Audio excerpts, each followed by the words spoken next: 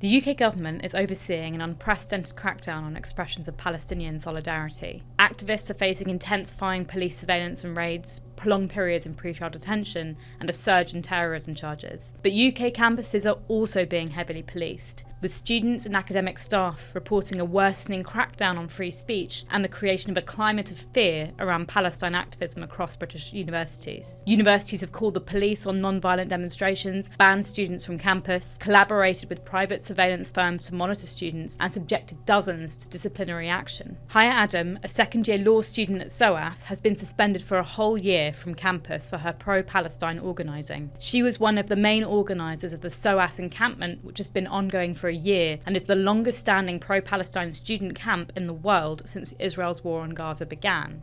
Haya first faced disciplinary action for a protest held on the university steps on the 4th of June 2024. She was then suspended for allegedly harassing the student union CEO in a restaurant on 20th July, although she says she was not involved in the incident. She was also suspended for confronting the university's Vice-Chancellor Adam Habib over his stance on Gaza on the same day. Now, she is facing an open suspension, which could result in expulsion for a video posted on Instagram criticising a sabbatical officer in the student union. SOAS accused her of harassment, despite video evidence of the officer herself stating that she did not think it constituted harassment. People can look at the criticism, make their minds up to themselves, without then those valid criticisms being called harassment. To be clear, I'm not calling the video harassment. Haya says this will mark the first time a student would be expelled mid-study at a university. My name is Haya Adam. I'm a second-year student at SOAS University, part of the SOAS Liberated Zone for Gaza, which is our encampment, which has been going on for over a year. I'm also head of the SOAS Palestine Society, and I am currently suspended after studying law and international relations at my university and for my pro-Palestine activism on campus. I've been involved in Palestine activism since October 2023, which is when I started my first year at SOAS University. Originally, I'm from Egypt. I grew up in a very political family with a political upbringing. My mom is a political activist. The 2011 revolution is a huge part of our family, and Palestine has always been something that is very close and near and dear to our heart. I felt it was important, of course, to join a society like this, being one of the oldest Palestine societies in UK university history. After the encampment started, so our encampment started on May 6, 2024. In June, we held protests on the steps, which have been a symbolic area at SOAS where students have been protesting for decades on many different campaigns, not just Palestine. Despite the fact that there were about 50 to 60 other students, they targeted myself and two other comrades, which shows that they are using certain students who are visible on campus for Palestine as an example to try to silence and intimidate the rest of the student body. There was a video made about a sabbatical officer called Safia, in which we politically criticized her manifesto and her actions as she failed to uphold them and to support students and to support, the Palestinians in the struggle for liberation. And because I was the voiceover in that video, my suspension has now become an open suspension, which in the next few weeks could lead to an expulsion. The university has accused me of harassment, and they see me as a threat to the community on campus. I'm still paying fees, despite the fact that I haven't been on campus or allowed on campus for the last year. I've had to study online. My mom, my comrades, and I have been camping at SOAS University for a year and a couple of months. It's important to note that obviously we started the camp on May 6, 2024, because we had 7 demands that we want the university to meet that they have yet to meet, which is why we are continuing our encampment, because it's not just a symbolic gesture, it is a space of resistance and it's a pressure point for our demands. We were evicted once in July, the end of July, through a court order. When we recamped around the corner from SOAS, we were evicted a second time, where bailiffs came at 6 a.m. to drag us out of our tents physically. And then that's when we moved to Bing Place, which is our current location in Bloomsbury. So my brother, Ali, and our friend Ebbs and I were accused last year and were arrested last year when police brutality happened on the 9th of July at our SOAS encampment. 2 Zionists came to provoke the camp, and they were obviously everything a Zionist could be: racist, Islamophobic. They called the police on us and the police decided to side with them. More and more police kept coming throughout the night, and there was a lot of police brutality. My mom uses a wheelchair. They stole her crutches. She was pushed onto the ground. My brother was brutally assaulted, kicked in his back multiple times. At SOAS, they have done nothing to help us during this process. And there was no legal support, there was no welfare support from the university whatsoever. They watched and stood by as their own students and their own members of the community were assaulted by the police. My mom, my sister, my brother have been integral parts, especially my mom, who has taught all of us so much in terms of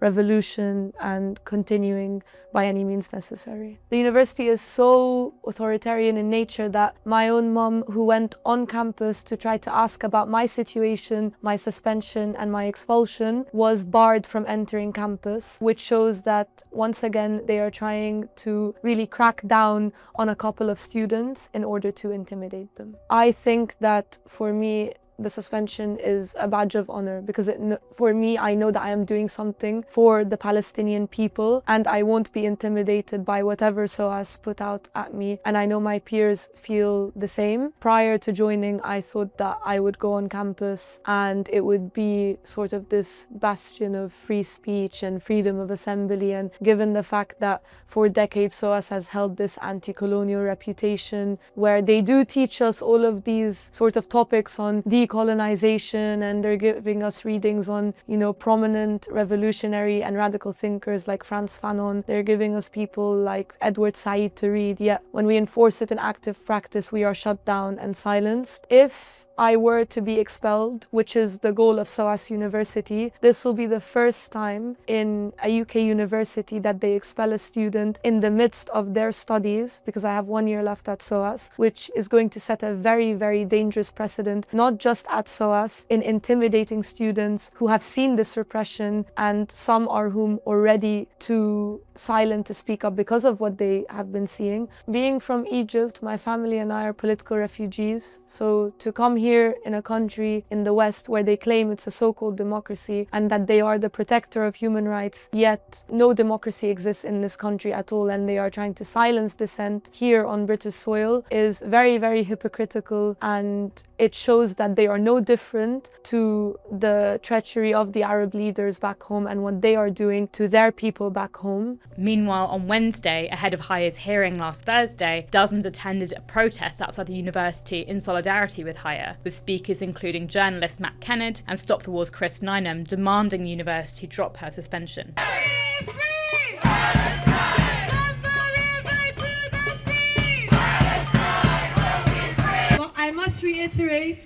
that as I stand here, that this protest is not about me. It is not about one student.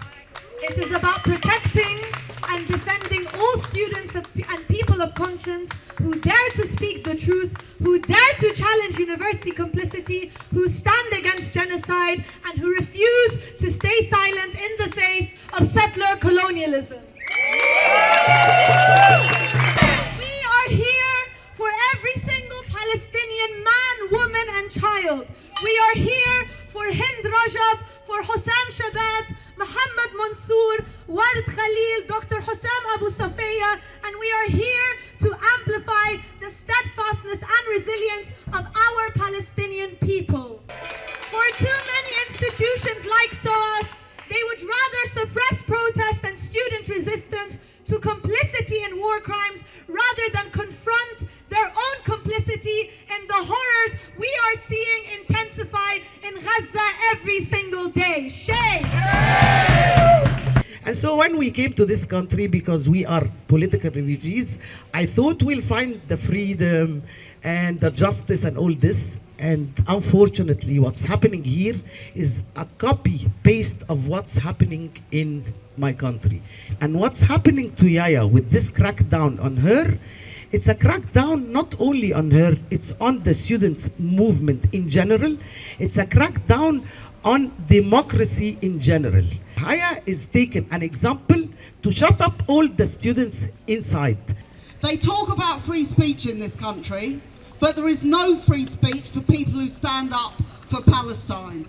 that everybody who tries to speak out, whether you're in a school or a university or a workplace, the management tries to stop you. Even Tory MPs are calling out Israel for what they're doing and calling out our government for their inaction. SOAS, which trades on internationalism, which trades on some sense of political conscience, is discussing the expulsion of a student for raising the alarm about a genocide. Shame! In her time at university, Haya has taken on the duty of leading the charge for Palestinian liberation at her university. She's protested, she's campaigned, and she has provided a beacon of unwavering hope for the wider movement in her activism and in her resistance. And for this, we, the student movement, commend her.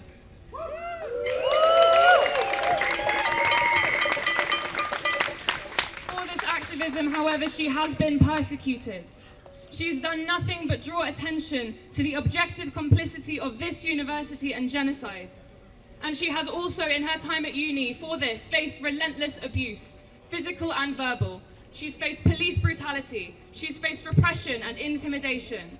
This university have failed to protect their students, and time again, they have chosen profit over morality. Shame! Shame!